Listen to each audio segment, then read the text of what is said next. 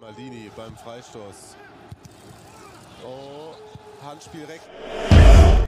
AC Milan dan 5 alasan bakal bisa bekuk Lazio di perempat final Coppa Italia. AC Milan akan berduel melawan Lazio di babak perempat final Coppa Italia 2021-2022 di San Siro pada Kamis dini hari. AC Milan sebelumnya berduel melawan Genoa di babak 16 besar. Bermain di San Siro, pasukan Stefano Pioli berhasil menang dengan skor telak 3-1. Saat itu, gol-gol Milan dicetak oleh Oliver Giroud, Rafael Leao, dan Alexis Saelemaekers.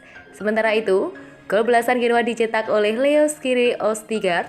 Sementara itu, babak yang sama, Lazio berduel melawan Udinese, tim asuhan Maurizio Sarri disebut berhasil menang 1-0 berkat gol Ciro Immobile. Kini, di babak perempat final, Milan akan berduel lawan Lazio. Ada sejumlah alasan mengapa Rossoneri akan bisa mengalahkan Bianco Celesti. Apa saja itu?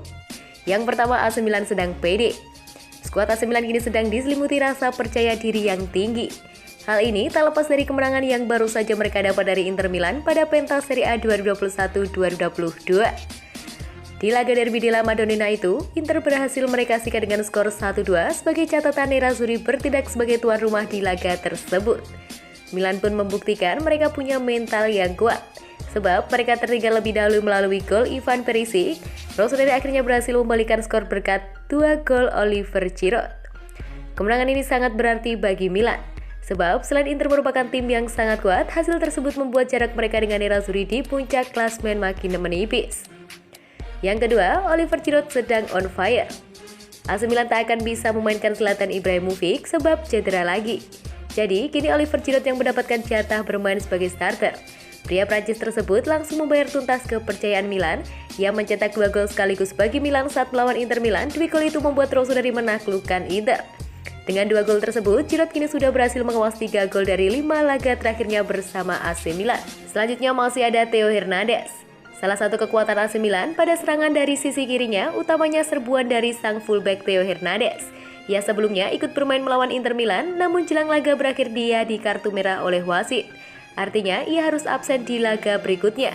Tapi untungnya kartu merah itu hanya berlaku di Liga saja dan tidak berlaku di ajang Coppa Italia. Selanjutnya, perkasanya Maignan, Inter Milan beberapa kali mendapatkan peluang apik untuk menjebol gawang AC Milan. Salah satunya dari Denzel Dumfries yang bisa menusuk kotak penalti dengan bebas. Namun ia gagal mencetak gol sebab bola tendangannya bisa diblok oleh Maignan.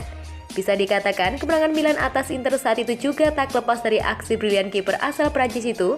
Ia membuat setidaknya 4 penyelamatan gemilang yang menggagalkan peluang emas Inter. Oliver Giroud menjadi sorotan di laga tersebut karena ia mencetak 2 gol dan menjadi man of the match. Jika saja Giroud tak mencetak 2 gol itu, maka Maignan lah yang layak diberi penghargaan pemain terbaik tersebut. Ciro Immobile gagal mencetak gol hanya dalam 1 dari 6 pertandingan terakhir Lazio di semua kompetisi. Ia jelas menjadi ancaman besar bagi lini belakang Milan, namun mereka akan bisa merasa lebih tenang dengan adanya Maignan di bawah mistar gawang. Yang terakhir, Milan di atas angin. AC Milan punya keunggulan psikologis yang cukup bagus atas Lazio. Mereka unggul dalam rekor pertemuan meski tipis-tipis saja. Dari 5 pertemuan terakhirnya, semua di pentas Serie A. Milan berhasil menang 3 kali atas Lazio, 2 kemenangan didapat di San Siro dan sekali di Olimpico. Kemenangan terakhir didapat oleh AC Milan pada September 2021 lalu. Saat itu Rossoneri menang 2-0 atas Lazio. 2 gol Milan dicetak 2 pemain berbeda, mereka adalah Rafael Leao dan Zlatan Ibrahimovic.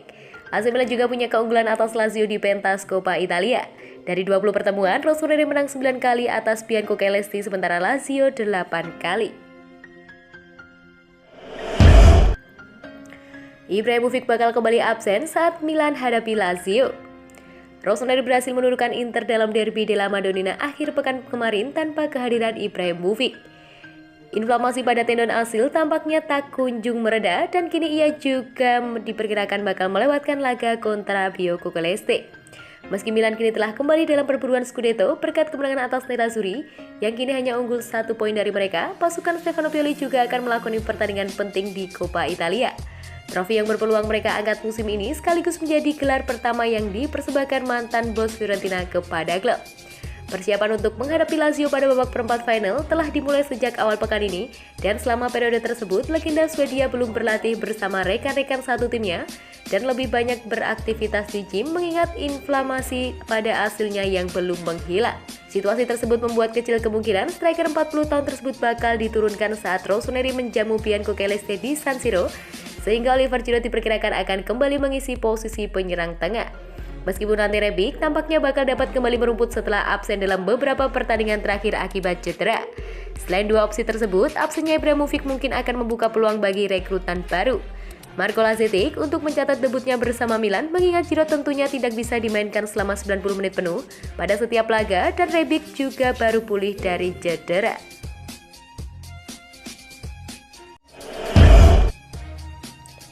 Ada kabar bagus bagi Milan dalam perburuan Noah Lang. Ada kabar bagus bagi AC Milan dalam perburuan Noah Lang karena winger klub Brugge itu mungkin bisa direkrut dengan harga miring pada musim panas 2022 nanti. Milan berusaha membeli winger baru sejak musim lalu. Mereka ingin memiliki pemain lain yang bisa bersaing bersama Alexis Saelemaekers. Perburuan Milan kemudian mengarah ke Belgia. Mereka meneruskan perburuannya di sana setelah menemukan Saelemaekers. Perhatian Milan kemudian tertuju pada Noah Lang. Namun, kabar perburuan pemain Belanda itu mulai tak terdengar lagi kabarnya setelah Rossoneri berhasil mendatangkan Junior Mesias. Akan tetapi penampilan Junior Mesias tak meyakinkan. AC Milan pun akhirnya disebut mencari pemain baru di sayap kanan. Dari situ, nama Noah Lang kembali muncul lagi. Milan diklaim akan memboyongnya pada musim panas 2022 nanti. Ia akan direkrut bersama dengan dua pemain lain, mereka adalah Sven Botman dan juga Renato Sanchez. Kini ada kabar bagus yang didapat AC Milan dalam perburuan Noah Lang, sebab harga winger 22 tahun itu bisa saja menjadi lebih murah. Kabar itu diklaim oleh Calcio Mercato. Laporan itu menyebutkan bahwa Noah Lang bisa turun karena klub Brugge baru saja merekrut dua pemain sayap baru. Mereka adalah Tyon Buchanan dan Andreas Skov Olsen. Mereka bisa saja mengasuh Noah Lang dari starting 11 Brugge. AC Milan sendiri disebut terus mengamati situasi Noah Lang di klub Brugge. Namun Milan juga harus mempertimbangkan kemungkinan bahwa sang winger mungkin juga akan diincar klub lain.